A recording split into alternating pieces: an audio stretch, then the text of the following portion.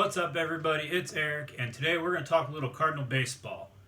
I haven't thought about the Cardinals, the players, and all that in so long due to the coronavirus and no games going on.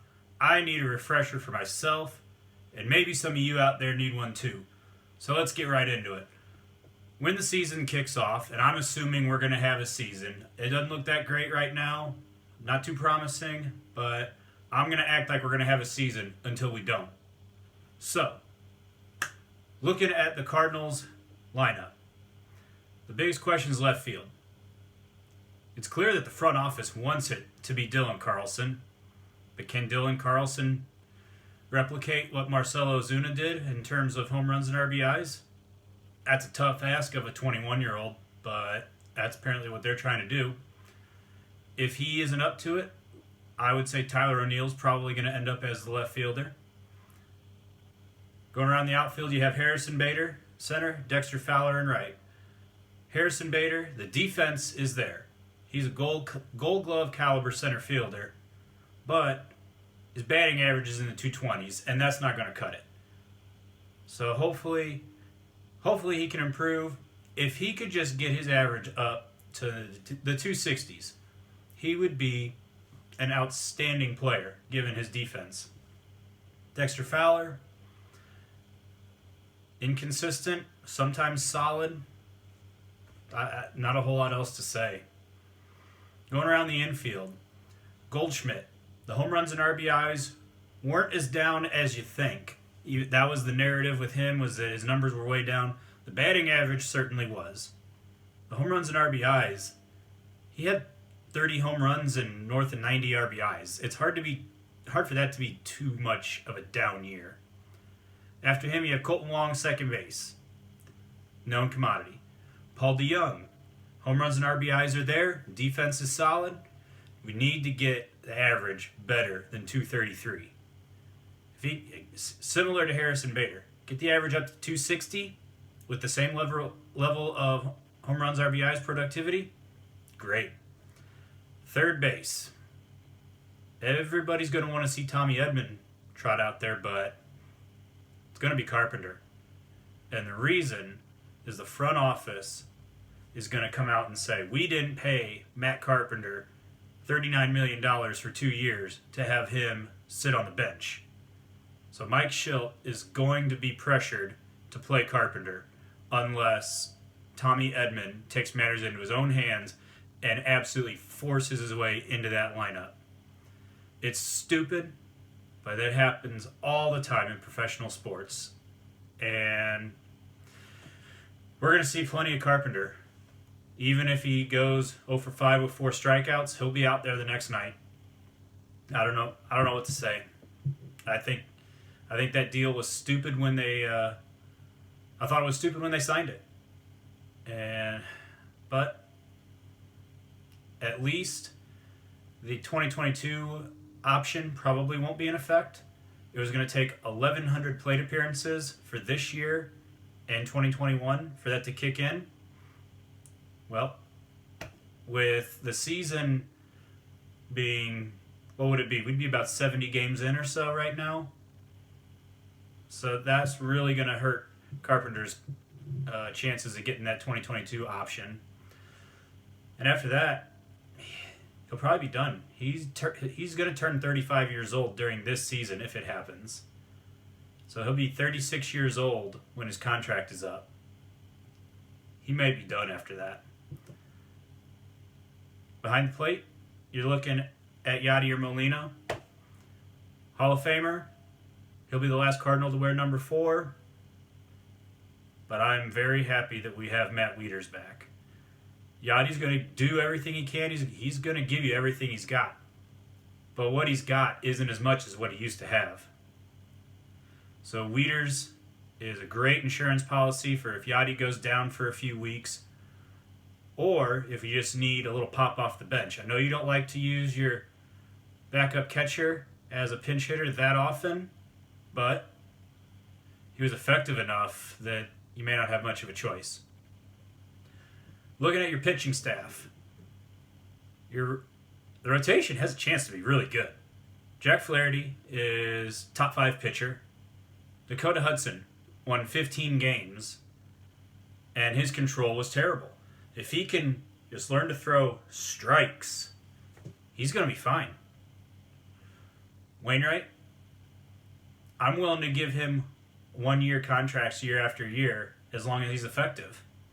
He's too old to invest too much more than that, though. I'm sorry to say, because he is one of my favorite Cardinals.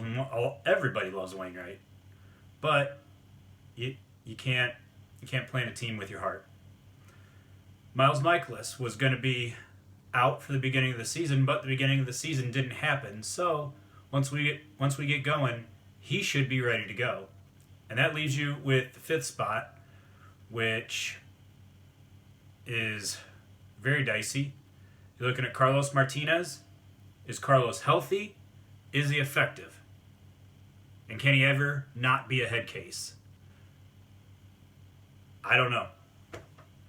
The shoulder, I think the shoulder's probably going to be okay. I think the biggest problem for him, and we've said it for, 6, 7, 8 years, is all right here. He gets one guy on base, or what he thought was strike 3 gets called a ball. Someone looks at him funny, and he gets all upset, and he melts down, and before you know it, he's given up 4 runs. I don't know at this point if that's ever going to change. The other option besides him is a pitcher signed from the Korean League, Kwon Hyung Kim. Signed him for a 2-year deal. He's a complete unknown. There's not a whole lot else to say about him. As far as bullpen, the back end looks like it might be awesome. Giovanni Gallegos was outstanding last year. Jordan Hicks is going to be back from Tommy John surgery, so if Cardinals can make it to the 8th inning, it might be lights out for the other team. Besides that, you have Andrew Miller, Ryan Helsley, John Brebbia, Tyler Webb, John Gant, Brett Cecil. It's a capable bullpen. It's capable of being pretty solid, or it's capable of blowing a 5-run lead. But I'm mildly comfortable with them. As far as putting together your day-to-day lineup, I think what you're looking at is going to be Fowler as your leadoff hitter. As tempting as it is to put Wong up there, he's never been that effective as your leadoff guy. Plus, I like the idea of Wong batting second. He's got just enough pop to put him second. After that, Goldschmidt's going to bat third. I know 260 isn't the greatest average, but that is well below his career average. He's a career 292 hitter.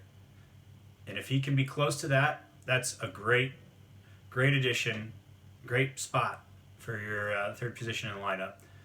After that, I would love Dylan Carlson to be effective enough to be put in the cleanup spot. That'd be a good way to break up a string of right-handed batters. But I don't know if you're going to be able to do that. So what you're looking at is most likely Paul DeYoung in the 4th spot, and then Dylan Carlson 5th, or Tyler O'Neill if Carlson can't cut it yet. DeYoung in the 4th spot, he's got the pop. He had the numbers. I want that average higher. 233 is not good enough. After that, it gets a little scary. Yadier Molina. Oh, I don't know. What do you think? 10 home runs, 60 RBIs, bat 260? I'd take that. I don't know if I'm going to get it, but I'll take that out of Yadi at this point. I'm batting Carpenter 7th and Bader 8th. I would put Carpenter 7th because despite the fact that his average is terrible, he is capable of hitting the ball out of the ballpark on a more consistent basis than Bader anyway. Harrison Bader, the defense is so good you got to put him out there, but the batting is just a problem. I just want him, if he can get up to 260. Same thing with DeYoung. That's all I want. Then you have your pitcher spot. As far as what I think that team can do,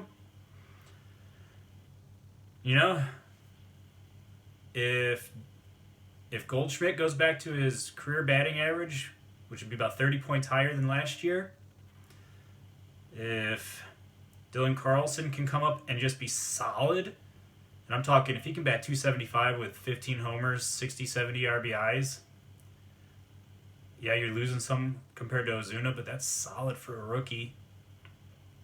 If we can get that, and Hudson can throw the ball in the strike zone, Michaelis can be not as bad as last year.